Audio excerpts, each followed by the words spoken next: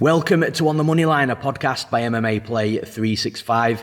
I'm Newsome and I'm here to break down this weekend's pay-per-view event at UFC 278, which is headlined by a rematch, but for the welterweight championship between Kamaru Usman and Leon Edwards. But just before we get into those breakdowns, as always, there's going to be a Baze AI recap, our UFC prediction software from MMA Play 365 from last weekend at UFC San Diego. It was a very value-heavy Baze AI prediction last weekend, and you'll understand what I mean if you tune in to that recap. And that'll be on the Baze AI playlist on the MMA Play 365 YouTube channel, so make sure you tune in to check that out.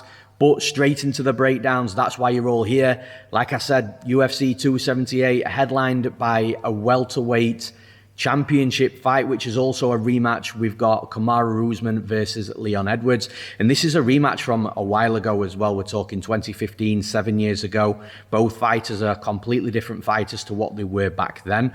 Obviously, Kamaru Usman was just finding his feet, and so was Leon Edwards too. But Usman has come up to become the welterweight championship and regarded by a lot of people as the pound-for-pound best fighter on planet Earth. So, like I said, massive developments from Usman's side. And same thing with Leon Edwards. Leon Edwards has beaten everyone that the UFC is putting in front of him. His last loss was against Kamaru Usman back in 2015. So that tells you the rise and the winning streak that Leon Edwards has put together. And he's finally getting that championship title shot.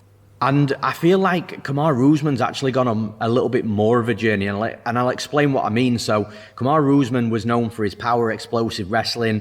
It was a bit like Khabib, you know what's coming, you can't stop it. And he was just able to take down and ragdoll every single fighter that he chose to do so with. But since then, there has been the rumours, and, I believe that it is a little bit more than a rumour that Kamaru Usman's knees aren't in great shape, aren't in the shape that they were years ago. And the wrestling, obviously to be a good wrestler, the two things that you need in really good health are your knees and your back. As a wrestler, those two elements are really important in your human body. And if his knees aren't right and he's not able to sprint like we hear, and that's where the wrestling's going to become a problem. And actually, if you look back at Usman's last few fights, he's not wrestling as heavy anymore. His striking has significantly improved, which has rounded him out as a fighter. And you've got to ask yourself the question, has he developed his striking and got that to a point that it's world class with good power, because he knows that the wrestling is going to be very limited? I believe so.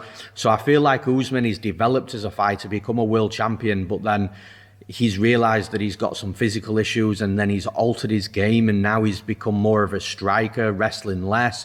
And I feel that journey that Usman's been on is absolutely crazy, and the fact that he has turned into the striker that he is right now is unbelievable when you think that, like I said, he was winning a lot of his fights due to his wrestling.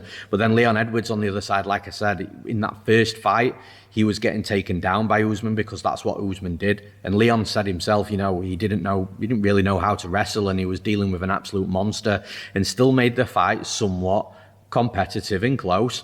And since that fight, Leon Edwards has just solidly worked on his wrestling, definitely improved there. His jiu-jitsu has become good as well, to the point where Leon Edwards has turned into a bit of a wrestler depending on the stylistic matchup. His jiu-jitsu is absolutely solid. If he's on his back, he can make his way back up to his feet. If he's on top of his opponent, he can control them for long periods of time. And I feel like both of these fighters are meeting at the perfect time, because I do believe it's going to be a very close and competitive fight. And I think the style of Leon Edwards is going to cause Kamaru Usman problems. And listen, a lot of people are going to disagree with this and be surprised with what I'm about to say. And by the way, from a narrative perspective, it is not because I'm from England that I'm, saying this in regards to Leon Edwards. I have no bias at all in regards to the betting side of things, the predictions, the breakdowns. When it comes to fighters from my own country, I just analyse what I see in front of me. And I think that Leon Edwards is a good enough technical striker to be able to stand and be very competitive with Kamaru Usman. He's got to be careful he doesn't get hit hard by Usman, because Usman's power in his hands are lethal. We've seen what he did to Masvidal. He's dropped Colby Covington a few times as well. But Even the Colby Covington fight, Colby was landing some good strikes against Kamaru Usman, and I'd regard Leon Edwards a better boxer, a better kickboxer than Colby Covington. Then when it comes to the wrestling, I don't think that's there too much anymore for Kamaru Usman, but if it is, it's going to be limited. And Leon Edwards is difficult to take down, and he's got a good BJJ game as well, so he's going to be able to get back up to his feet should that happen. I think this is a fight here that we're going to see that's won and lost on the feet, and like I said, I believe it's going to be the technical aspect, the technical striking of Leon Edwards versus the power of Usman. Both fighters have got decent volume. I think the volumes, I don't think either fighter is going to completely take off with the numbers landed here, so I do believe it's a case of, like I said, the technical striking versus the power striking. Usman versus Leon Edwards. Usman with the power, Edwards with the technical striking. And I feel unless Edwards gets hit hard, dropped, rocked, wobbled, which is a possibility, I do think that he's going to look slightly better in regards to the striking. And that's where I think the fight's going to be won and lost. So without Usman dropping Leon Edwards, I think Leon Edwards is going to pick up a win here. So I'm actually siding with the man from the UK, and I'm picking Leon Edwards to become the new UFC welterweight champion. And in the next fight, in the co-main event, we've got Paulo Costa versus the returning Luke Rockhold. And I've got a smile on my face because I genuinely cannot believe that Luke Rockhold has taken this fight. He must genuinely see something here that he can get Costa down early in this fight and just make him work ground and pound, because if he doesn't and he stands with Costa, I think the first time Costa hits Luke Rockhold with something hard, I think Luke Rockhold's going down. And that's no disrespect to Luke Rockhold. I think he's just been in so many wars, he's been in so many fights that he's taken heavy strikes, he's been knocked out numerous times, he's got to a point where he has got durability issues, and you don't want to be fighting somebody like Paulo Costa when you've got durability issues. The thing is with Rockhold, like I said, the one thing that he's got on his side is he's always had good takedowns, good wrestling, good topside control, good ground and pound, and I think that if he can get Paulo Costa down early in this fight, he's going to give himself a chance of winning, purely because he'll be able to finish Paulo Costa on the mat given enough time, whether, like I say, that's a choke or that's ground and pound, and just being able to control him. I don't think that Luke Rockhold will allow this fight to go out of round one. If he takes Paulo Costa down early, I think he is going to really force that finish. But if he doesn't get Paulo Costa down, I think Paulo Costa's going to crack him hard, and ultimately I see that being the side that happens in this fight, because Paulo Costa, you can't take him down that easily. If you do take him down, he can get back up to his feet. He's also very big, he's very strong, so again, that's always a good first line of defense when it comes to anti-wrestling. And I think that, like I say, Costa's going to land something on Luke Rockhold early in this fight. I don't think Luke Rockhold's going to be able to take the power that Costa's going to be hitting him with, and for that reason, I'm picking Paulo Costa to win this fight. And in the next fight, this is probably my favourite fight on the entire card. I might spend a little bit more time on this one in regards to the breakdown. We've got Jose Aldo versus Merab Dvalishvili. And like I said, the clash of styles is insane here, because we've got Merab Dvalishvili, who is an absolute relentless wrestler. I think he's hit 36 takedowns in his last 3 fights, so that tells you exactly where he's at and what his game plan's likely going to be. Then on the other side, you've got Jose Aldo, who is a veteran. I don't think he's washed. I don't think he's declined. I do think he's still sharp with what he does with his striking, although I still believe that the low kick should be a more focal aspect of his game. But something I read on the internet somewhere, I can't remember where I read it to credit it, unfortunately, but somebody said something like the amount of years that Jose Aldo's used kicks, whether that be in competition, training, hard kicks, the likelihood is he probably does have some sort of damage in his legs and his shins that just doesn't enable him to be able to kick more frequently or kick as frequently as what he used to be able to. And I kind of, when you really have a think about it and think about how many years Aldo has been a fighter, it kind of makes sense, especially when those low kicks were a very prominent and a big part of his game plan in most of his fights early in his career. So maybe that's the reason why. But the one thing that I want to crush right now as well is the narratives, because I feel that every single person that's going to be predicting Aldo to win, that's going to break down the fight, are going to be saying these words. They're going to be saying, oh, well, Marlon Moraes, who's now retired and declined and was getting rocked and knocked by absolutely everybody. He was able to hurt Merab Dvalishvili. There's an argument that that fight should be stopped, which I actually agree with, by the way. You know, I'm not saying that fight should have been stopped, but if it was, I don't think anyone would have been complaining. But yeah, Marlon Moraes knocking Merab Dvalishvili all over. If he can do that, then surely Jose Aldo will be able to do that. And I'm not saying that scenario can't happen, but you also can't compare it to the Marlon Moraes fight, because let's not forget, yes, Merab Dvalishvili was getting knocked about everywhere by Marlon Moraes. Marlon Moraes almost had him finished. It was a surprise, but Merab Dvalishvili ended up coming back in that fight and finishing Marlon Moraes. Now, Marlon Moraes also beat Jose Aldo not so long ago, and you cannot say that Marlon Moraes wasn't declined in that fight when he beat Jose Aldo. He wasn't in his prime. He was on his way out, because after that fight that he beat Jose Aldo, he went on to lose his next 4 fights, getting finished in all 4 of those fights, including the Merab Dvalishvili fight as well, and then subsequently retired. So actually, this washed, declined, durability issue, Marlon Moraes' last win was actually Jose Aldo. So the narratives just don't play out. Like, it just really doesn't. If that's the narrative you've got and the reason you're picking Jose Aldo to win this fight, then you're clearly not analysing both sides. Now, back to the stylistic side here. I think that Merab Dvalishvili has got to be careful, because Jose Aldo does have power in that boxing range. He does have power in his hands, his counter striking, his reactive striking. But the thing is, Jose Aldo has that Muay Thai style where it's very slow, it's very plodding, it's very methodical. And like I said, the striking's reactive. Whereas you've got Dvalishvili in front of you, whose movement is absolutely crazy. He's in and out of range, he's taking angles, laterally moving, always trying to remain active. He's a ball of energy. He can go 15 minutes hard without any problems or any effect on his gas tank. He's got relentless wrestling as well. Aldo typically has got good defensive wrestling, doesn't get taken down too many times. But again, how many times has Jose Aldo fought somebody like a Merab Dvalishvili in this modern era of MMA? I think Dvalishvili is going to have some scary moments early on in this fight, because I do think he's going to try and test the striking for the first 60, 90 seconds. But I think as long as Aldo doesn't knock Dvalishvili out in that first 60, 90 seconds, I think Dvalishvili is going to grow into this fight just like he grows into pretty much every fight that he's in. I think he is going to be able to score plenty of takedowns in this fight. I don't think he's going to be able to keep Aldo down, but the fact if he's completing 6, 7, 8, 9 takedowns, then even though he's not doing much in regards to ground control time, the judges still won't ignore the fact that he's scored such a high volume of takedowns. It's also going to make Jose Aldo a little bit hesitant striking because of the next takedown that's coming in. We've seen it time and time again with these relentless wrestlers. I think it's going to be a close and competitive fight, but I am going to side with the fighter that has got that 15-minute cardio, that fast, high, relentless pressure, because you've got to deal with that pressure and the game plan of your opponent against somebody like Dvalishvili before you can even start to implement your own game plan. And that's when these type of fighters become a problem. I say similar things about Ricky Simone, for example. And again, I think Dvalishvili is going to be a problem. I think he beats everybody in the division apart from the champion, because he won't fight the champion. So I am picking Merab Dvalishvili to win this fight. And in the next fight, we've got Marcin Tybura versus Alexandr Romanov.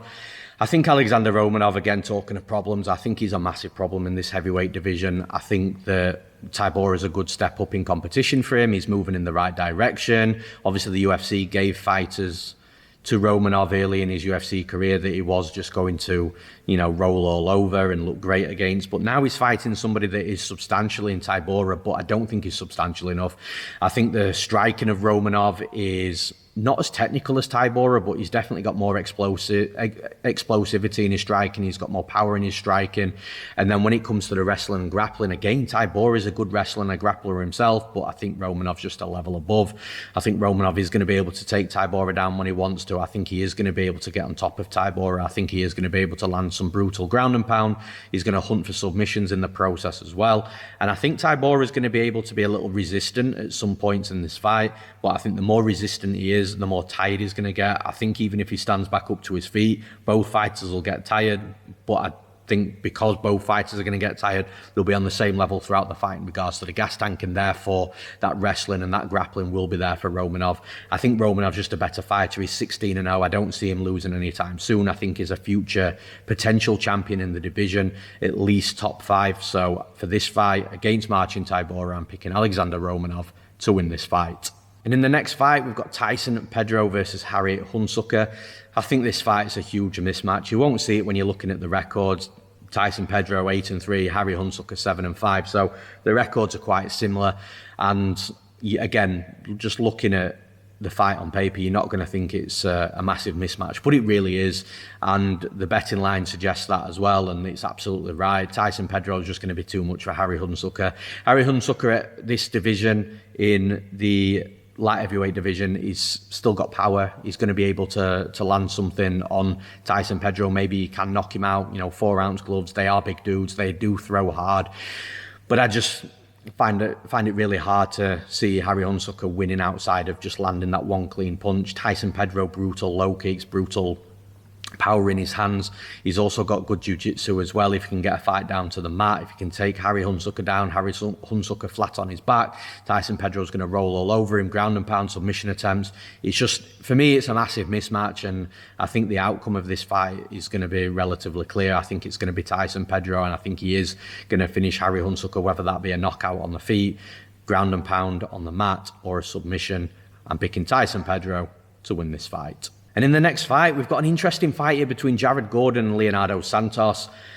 And I'm really interested to see what Gordon's approach is in this fight, because Leonardo Santos is a multi-time BJJ world champion. Before he came into MMA, he was regarded as the #1 lightweight in the world of Brazilian Jiu-Jitsu. And like I say, his Jiu-Jitsu is legit. He's a 4th degree black belt in Brazilian Jiu-Jitsu as well. So Jared Gordon, coming into this fight, is he going to want to try and wrestle Leonardo Santos early? Now, Santos isn't the best fighter on his back when he's flat on his back, so maybe Jared Gordon sees a hole there, but Leonardo Santos' defensive wrestling is actually pretty good. His offensive wrestling, not so much, but I don't think Gordon's going to be able to take him down easily.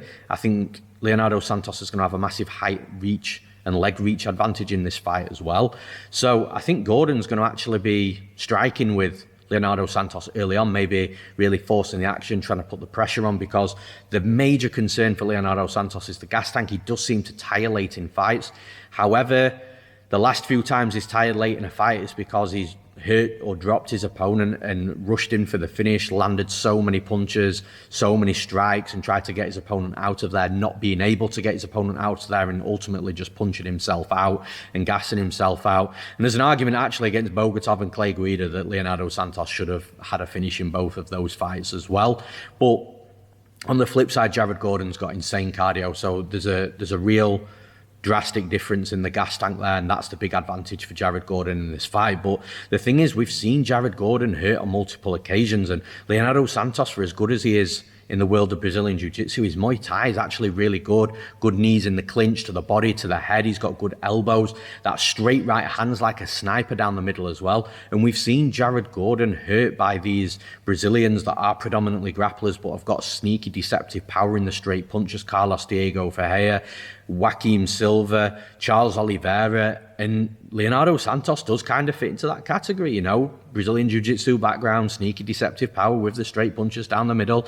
And I think that Jared Gordon could potentially get hurt early in this fight, and I don't think Santos makes the mistake as what he made in his previous fight and trying to punch his opponent out. I think he'll probably try and get a position on Jared Gordon, potentially choke him out. And that's the other thing, Jared Gordon has been susceptible to being taken down and controlled on the mat as well once fighters get his back. And again, I feel like this is going to be a really close and competitive fight, because if this doesn't happen, what I'm saying with Leonardo Santos, I think Jared Gordon's cardio is just going to absolutely drown Santos if the fight goes really late. But I do like the stylistic advantages for Leonardo Santos in this fight, so I'm picking Leonardo Santos to win this fight. And in the next fight, we've got Lucie Pudilova making a second UFC stint after getting cut a couple of years ago versus Wu Yanan. And I think it's going to be a close and competitive fight again. I think it's a fight that's more likely going to be won and lost on the feet. I think Wu Yanan's very aggressive. She's very strong for the division as well. But I think Lucie Pudilova's striking's technically better. I think her movement's better. I think her speed's a little bit better. So you've got basically the power versus the movement, the agility and the speed and the technical striking of Lucie Pudilova. And I normally more often than not do side with that fighter that is slightly more technical, that is a little bit quicker, that the movement's a little bit better. And I think the quality of fighter Lucie Pudilova is slightly better than Wu Yanan as well. I'm not saying Wu Yanan can't win this fight because, like I said, I do think it's going to be close. It could be one of those decisions where the scorecards are being read and we've got no idea how it's going to come out. But I do think that Lucie Pudilova has got those advantages in a movement, in the physical abilities. So for those reasons, I'm going to be picking Lucie Pudilova to win this fight. And in the next fight, we've got Sean Woodson versus Luis Saldana. And again, I think this is a fight that's going to be won and lost on the feet. I think Sean Woodson, though, is the much better fighter here. Luis Saldana does have good moments early on in fights, but in his last fight, he looked a little bit hesitant to strike. It's like he couldn't really let his hands go. But the big problem I've got with Luis Saldana is when he does get late in fights, he does simply tire out. The volume drops dramatically and he almost falls off a cliff in regards to that gas tank. Whereas Sean Woodson, he'll go all day. His boxing's really good. He's really tall. He's really long for the division. His effective striking is there. He doesn't pack too much power behind his strikes, but he just pops something out constantly. And I think Saldana is just going to have trouble in this fight from the start to the end. I think he is going to tire within that process as well.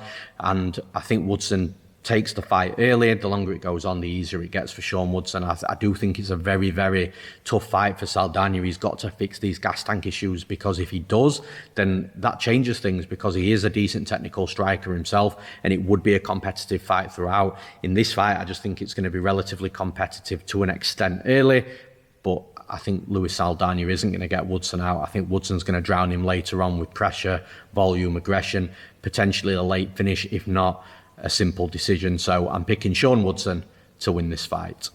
And in the next fight, we've got Miranda Maverick versus Shanna Young. I think this is going to be a true mixed martial arts fight. I think we're going to see a little bit of everything. I think we're going to see striking, wrestling, grappling. And I do think Miranda Maverick is the better all-round fighter. Shanna Young's decent. I think she surprised a lot of people in the last couple of fights, but she's got grit. She's got resistance. She's got the ability to not quit and, keep coming forwards and keep herself in fights.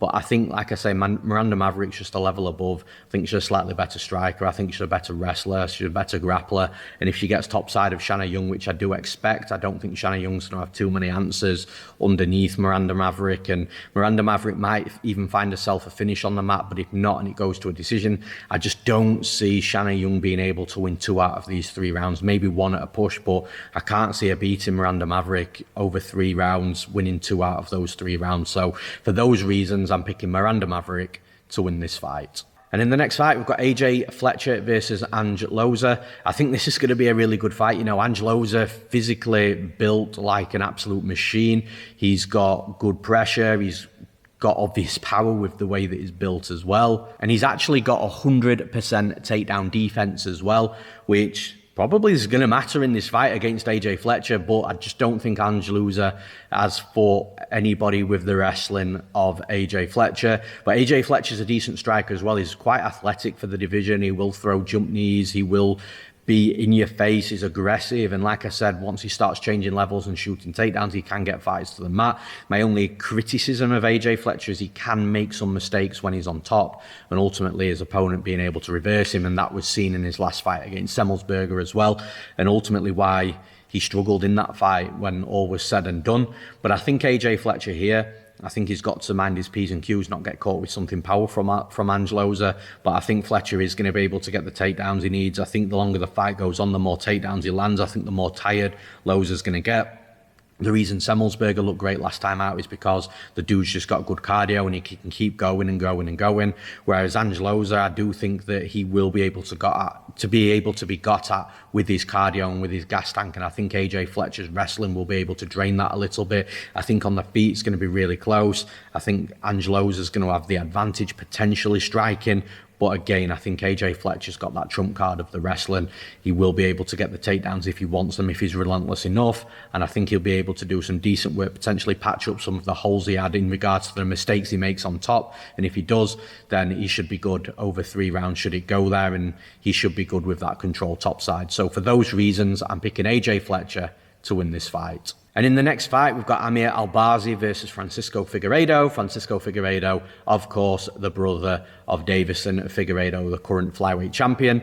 And I think that Amir Albazi, for me, is one of the more exciting prospects in the flyweight division, currently ranked 13, I believe. He's 14-1, and again, he can do it all. He's a good striker. He's got good pressure, good combinations, good cardio, but his wrestling and grappling is also very, very good. And that's what leads me to believe that he's definitely a flyweight we need to keep an eye on. He just needs to become more active, because I feel like we just don't see enough of Amir Albazi, and I think he could make a real surge into that top 5 very, very quickly with 2 or 3 wins and be putting himself in contention for a title shot. And I believe he could also be a potential future champion as well in this division, because I do genuinely feel that he's that good. And I also feel in this fight is going to be a massive problem for Francisco Figueiredo. Francisco Figueiredo is not a bad fighter himself.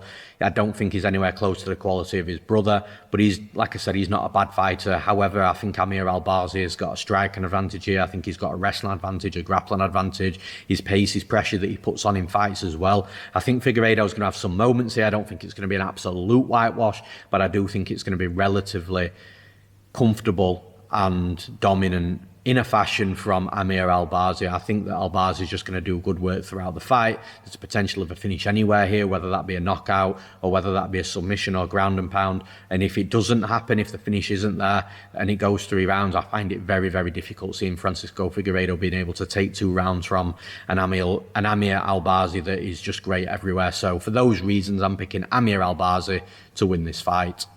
In the next fight, this should be a fun one. We've got Aoriqileng versus Jay Perrin.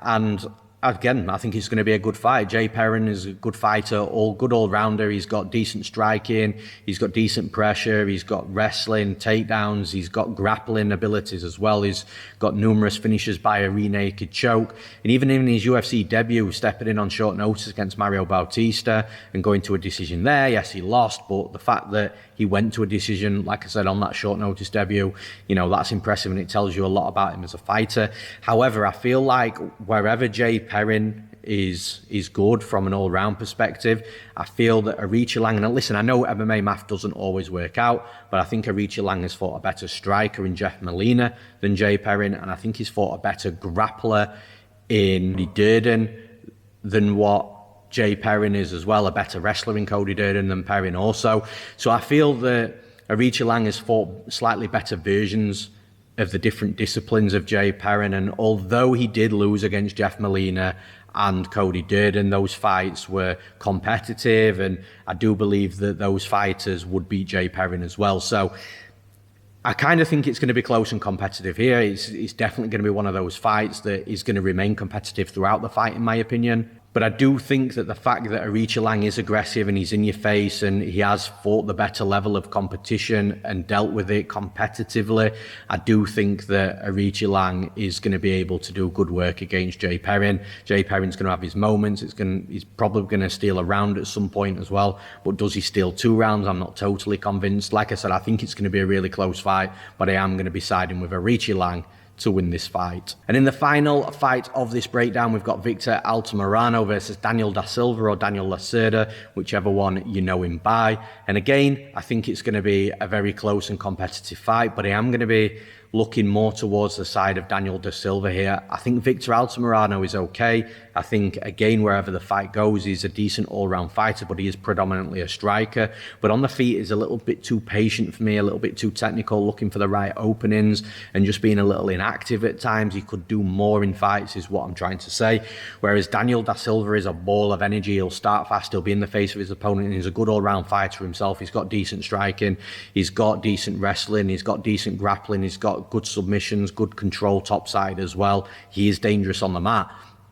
The only slight concern I've got is Daniel da Silva can be a little bit too reckless at times and push himself into dangerous situations where he can be finished, and that's happened in his last 2 fights. So there's my concern with Daniel da Silva, the fact that he is a little bit too reckless and he's not defensively aware, whether that be from a grappling or a striking perspective. But I do think he's the more active striker. He's going to be the ball of energy. He's going to be the fighter forcing things in this fight. And I don't necessarily think that Victor Altamirano is as dangerous as the previous opponents that had finished Daniel da Silva. So for those reasons, I do think Daniel da Silva gets away with being slightly overexerting and slightly reckless in this fight, and I'm picking Daniel Da Silva to win this fight. And that's all for this episode of On the Moneyline by MMA Play 365. Thank you all for listening. Thank you all for tuning in. Thank you for the likes to the video, the subscriptions to the MMA Play 365 channel too. Thank you for the comments as always. Again, I do try and get back to all the comments. It is me in the comment section. I do try to reply back to all the comments. So do tell me who you're betting. Do tell me where your picks are, where you disagree with me. I love hearing and seeing that as well. And I'll reply to those messages, and we'll have some back and forths going, no problem at all. Thanks for tuning in. I'm Newsome. We'll see you again next week.